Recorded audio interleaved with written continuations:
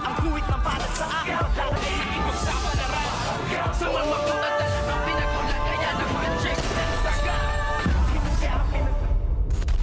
Good morning and welcome sa aking munting channel. Tuluyan na ngang ipinakilala nitong si Pablo, si Bubbles sa kanyang mamita at sinabi nga dito na ito ang kanyang fiancé. At gulat na gulat nga si Bubbles nang sabihin nga dito ng kanyang mamita na napakaganda niya at bagay na bagay nga daw silang dalawa na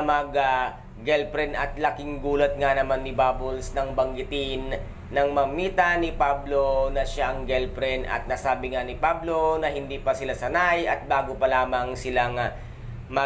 boyfriend at girlfriend kung kaya't nag-iisip ngayon itong ang si Bubbles na kung ano pa ang mga kasinungalingang sinabi ni Pablo sa kanyang mamita at dito nga ay inilibot nitong si Pablo, si Bubbles sa kanilang hacienda na kung saan nga ay napakalawak at napakaganda nga ng kanilang tirahan at dito ay talagang tunay na mayaman nga ang pamilya nga ni Pablo at dito naman ay nagtatalo itong ang si Frida at si Emong dahil nga botong-boto itong si Emong dito nga kay Pablo na walang kalam-alam si Emong na puro kayabangan at kabulastugan lamang itong ang si Pablo ngunit pilit nang ipinagtatanggol ni Frida si Tanggol na mas gusto nga niyang maging si Bubbles at si Tanggol ang magkatuluyan dahil nga napakabait at napakabuti ng puso nito ngang si Tanggol at si Tanggol naman ay pupunta at dito nga kila Primo para nga sabihin ang kanyang natuklasan na meron siyang isang impormasyon na itong ngang si Alberto ay dumating na ng Pilipinas dahil nga inireport ni Olga at walang kaalam-alam itong si Tanggol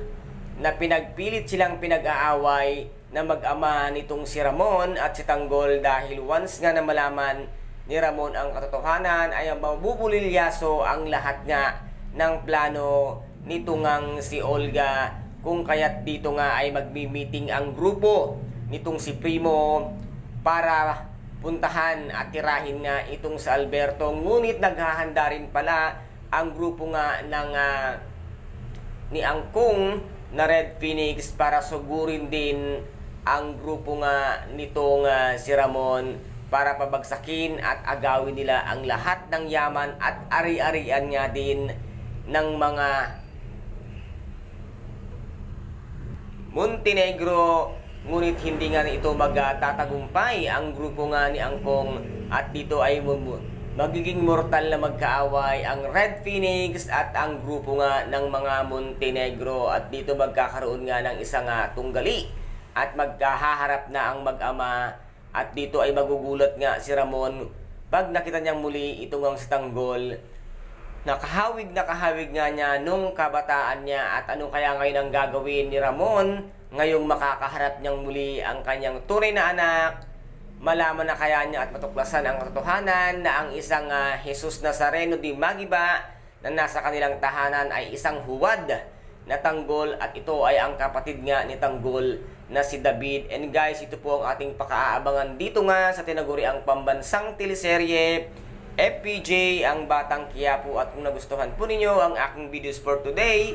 paki-subscribe na lamang po ng aking channel, paki-like and share para maging update kayo sa lahat ng gagawin kong videos. Maraming salamat po. Ingat, God bless and bye-bye!